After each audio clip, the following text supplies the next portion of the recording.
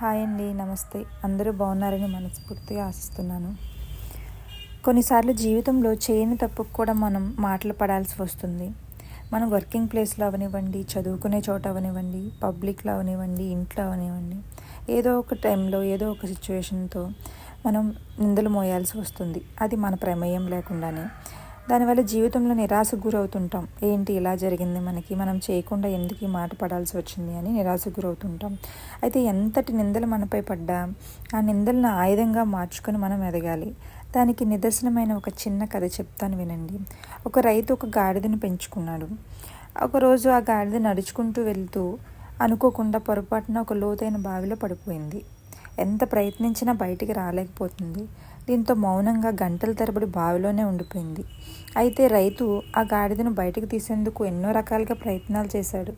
ఎన్ని ప్రయత్నాలు చేసినా గాడిదను పైకి తీసుకురాలేకపోయాడు. దీంతో చేసేదేం లేక గాడిదను అక్కడే వదిలేశాడు. గాడిద ఎలాగో ముసలిదైపోయింది. దాంతో పని ఏం లేదని నిర్ణయించుకున్నాడు. అలాగే బావిలో కూడా నీరు లేక ఎండిపోయింది. ఇంకా ఆ బావితో కూడా ఉపయోగం లేదు. ఓ నిర్ణయానికి వస్తాడు. గాడిదను కాపాడడం కోసం చేసే ప్రయత్నం విఫలమని అనుకుని ఆ బావిని మట్టితో కప్పేసి గాడిదను అందులో పాతిపెట్టాలని నిర్ణయించుకుంటాడు. అక్కడే ఉన్న కొంతమంది సహాయంతో బావిలోకి మట్టి పోయడం ప్రారంభిస్తాడు. మొదట గాడిద భయంతో అరుస్తుంది. ఏం చేయాలో తెలియక భయపడుతుంది. అయితే కాసేపటికి గాడిద అరుపులు ఆగిపోతాయి.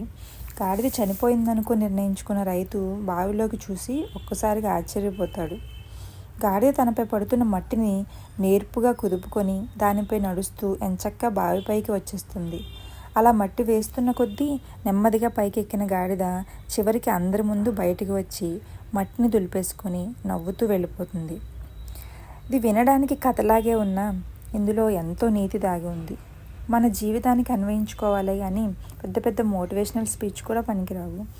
ఆ గాడిదపై మట్టి వేసినట్లే జీవితంలో మనపై కూడా చాలామంది నిందలు వేస్తూ ఉంటారు.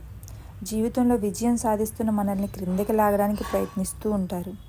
అయితే వాటిని పట్టించుకోకుండా దులిపేసుకుంటూ వాటిని అవకాశాలుగా మార్చుకుంటూ మన లక్ష్యం వైపు అడుగులు వేయాలనేదే ఈ కథలోని గొప్ప సందేశం. జీవితంలో ఎంతకు లోతు కూరుకుపోయినా పైకి రావడానికి అవసరమైన శక్తి మనలోనే ఉంది. ధైర్యంతో ఒక్కో అడుగు వేస్తూ జీవితంలో పైకి రావచ్చు. Stay strong and stay happy. Thanks for listening.